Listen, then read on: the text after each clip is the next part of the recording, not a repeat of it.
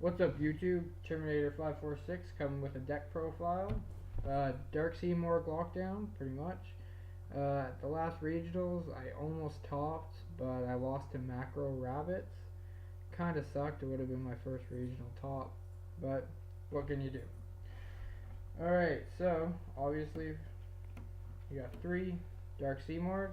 Basically, for people that don't know, banish a wind and a dark, and you can special summon him.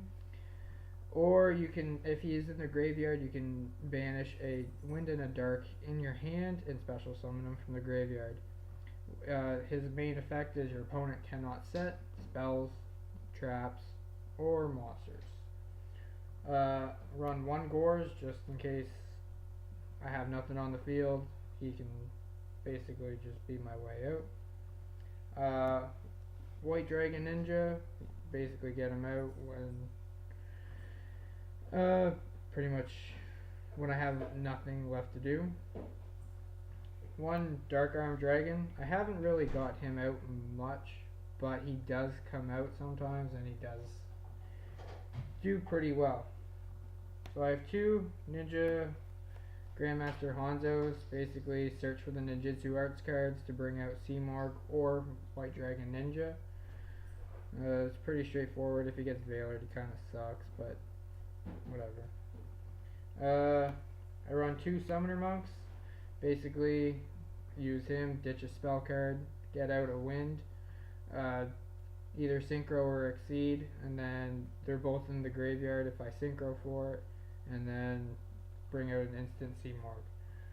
With Summoner Monk's effect, these are my main 2 targets, would be Mist Valley Soldiers, tuner of the deck, instant 8 Synchro, and he's also a Grand Mole if you do just draw him. I run 2 Tengus.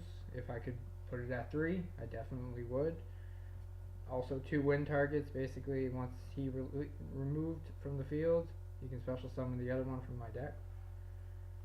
I run 2 Reapers. Basically, if I have nothing left to do, I can just camp on the Reaper. Run 2 Veilers. Pretty straightforward what Veiler does. 1 Trooper. It's always nice to have a Trooper if first hand I get a Trooper and a Simorgh. Use Card Trooper's effect and hopefully get a Wind in the Dark in the graveyard. Special summon Simorgh. And 1 Armored Bee. Basically just him. If there's something high out on the field that I can't get by, bring him out, half of his attack till the end phase, and hopefully get over it. So that's it for the monsters. Onto the spells. Run 2 MST. Basically, spells and traps are, they do kill me. Solemn Warning, when it's set, gotta get rid of it. I run 1 Allure and 1 Econ.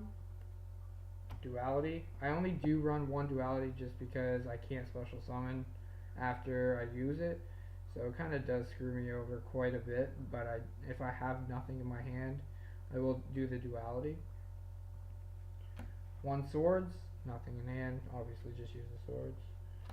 Pot of Avarice works actually pretty well. I know I do banish quite a bit for Simorgh, but it actually does come in effect. Run 1 Book, and then Staples, Heavy, Monster Reborn, and Dark Hole. That's it for the spells. For traps, 1 Ninjutsu Art of Transformation. Yeah, I should be running 2, but I only do run 2 Hanzos, so I feel like it's a dead draw because I do end up drawing the second one.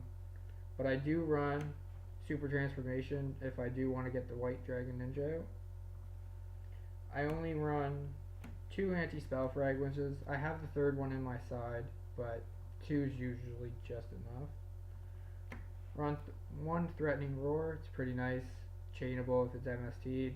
It's actually saved me quite a bit. In regionals, it actually won me a couple of duels because it gave me that extra turn to do whatever I wanted, and I actually won. 1 Starlight Road. Pretty plain and simple. 1 Mirror Force. 1 Torrential. 1 Warning. And 1 Call of the Haunted. And that's it for the traps.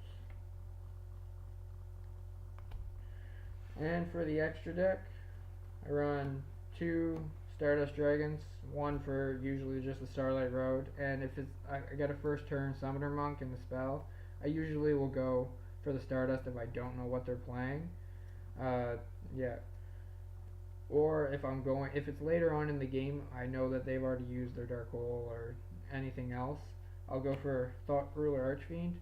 Really great effect. If somebody uses Bottomless on it, it doesn't negate the effect, or negate his summon, so I can use his effect of paying 1,000 life points to negate the activation, and so he does get to stay out. And when he attacks a monster, I gain his original attack. 1 Scrap Dragon, pretty straightforward. 1 Colossal Fighter. I basically, at our locals, we have a few people running 6 AMs, so I do bring this out quite a bit to, he gains an extra 100 attack for every warrior in their graveyard, so he does get a nice little boost. 1 Black Rose, pretty straightforward. 1 Catastor. I don't get him out, obviously, as much as I'd like to, because I'd have to use a Veiler as my tuner, but I do get him out a bit, not as much as I'd like to. So that's for the synchros. On to the exceeds, I got 1 Maestro, 1 Photon Pap, 1 Gaga Cowboy. That actually is one when we go into time or something, and it actually won me a duel at regionals because the guy was running a stall deck, and then it was first person to deal damage. Obviously, it kind of sucked for him. When it exceeded into a cowboy, uses effects, he lost. 1 number 50 Black Ship of Corn. 1 Lightning Chidori.